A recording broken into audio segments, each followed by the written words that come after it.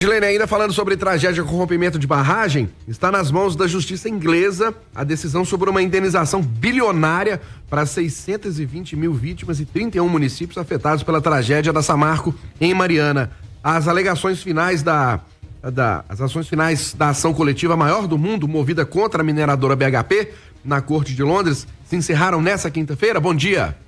Bom dia a todos. Pois é, depois do fim do prazo, que foi no dia 6 de março, para os municípios aderirem à repactuação que foi assinada aqui no Brasil em relação ao ressarcimento sobre o rompimento da barragem da Samarco em 2015, uma nova etapa importante foi cumprida ontem. Foi o último dia do julgamento em Londres, que começou há 13 semanas, em outubro do ano passado, conforme a Itatiaia acompanhou em loco, lá na Inglaterra.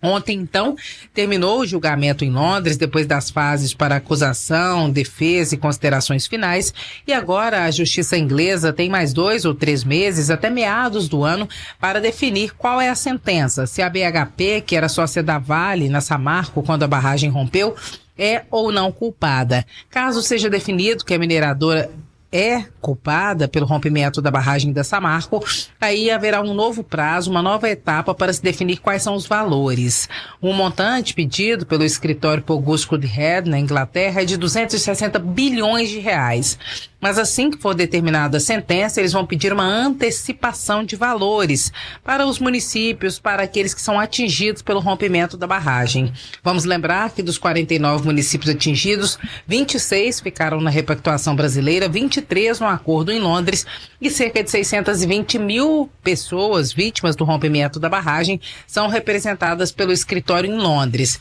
Então, o escritório vai pedir uma indenização antecipada de, por exemplo, foi o caso que eles citaram na entrevista coletiva que Tom Woodhead deu ontem, lá na Inglaterra, 1 bilhão e 200 milhões de reais para o município de Mariana, que foi uma das cidades que aderiu à ação inglesa, que preferiu ficar no processo que corre na Inglaterra, assim como outros 22 municípios. Então, a articulação daqui para frente é essa: quem aderiu ao acordo brasileiro aderiu, quem não fica na ação inglesa, e agora espera qual será a resposta da corte na Inglaterra. Se vai definir que a BHP é culpada, e se isso for definido, haverá então a discussão sobre quais valores serão pagos às prefeituras, entidades e também às pessoas físicas que optaram por ficar no processo inglês. E por que eles fizeram essa opção? Principalmente porque consideraram que o valor a ser recebido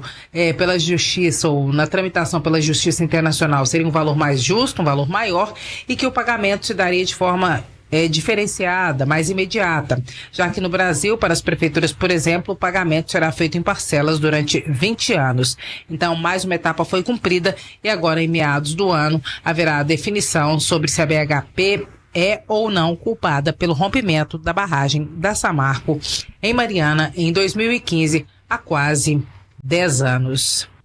Ô, Edilene, agora mudando de assunto, o mineiro passa a integrar o Conselho de Administração da Petrobras? Pois é, Fernando Coura, que é o presidente do Conselho do Sindicato do Setor Industrial da Mineração em Minas Gerais, foi indicado para o Conselho de Administração da Petrobras. A eleição será no dia 16 de abril, são 7 cargos, alguns foram apontados para recondução e outros são indicações novas, como é o caso de Fernando Coura, que entra no lugar de Vitor Sabac, que era o secretário de Mineração do Ministério de Minas e Energia, ocupava esse espaço no Conselho de Administração, o espaço que agora deve ser ocupado por Fernando Coura, que representa a mineração em Minas Gerais. Ele que é oriundo da UFOP, a Universidade Federal de Ouro Preto, como vários dos quadros que ocuparam a Petrobras desde a sua fundação na década de 50. Então, a indicação de um mineiro para compor o Conselho de Administração da Petrobras. Agora haverá a formalização no mês de abril e houve a indicação também para o Conselho Fiscal, mas para o Conselho de Administração, que é de fato o que define o que a empresa estatal vai fazer, foram 7 indicações, dentre elas a indicação de um mineiro, o que pode ser importante para Minas Gerais, porque de fato é alguém que conhece principalmente o setor mineral e o setor de combustíveis. Tem várias decisões importantes no Brasil que afetam diretamente a vida do brasileiro, como o preço, por exemplo, da gasolina, do diesel, enfim, dos combustíveis que são utilizados, e essa novidade de uma participação de um mineiro nessa composição. Essa foi uma indicação feita pelo governo, pelo Ministério de Minas e Energia, que é ocupado por um ministro mineiro, e essa composição da maior parte das indicações é feita pelo governo e pelo Ministério de Minas e Energia, mas tem indicação também de outros ministérios,